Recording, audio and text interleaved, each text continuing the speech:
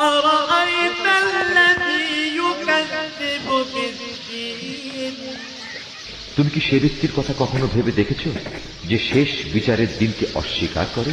فذلك الذي يدع اليتيم এ তো হচ্ছে সে ব্যক্তি যে নিরীহ এতিমকে গলা ধাক্কা দেয়।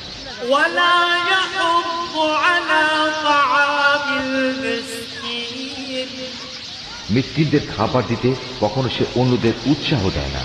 فويل للمصلين الذين هم عن صلاتهم ساهون মর্মান্তিক দুর্ভোগ রয়েছে সেসব মুনাফিক নামাজীর জন্য যারা নিজেদের নামাজে উদাসীন থাকে।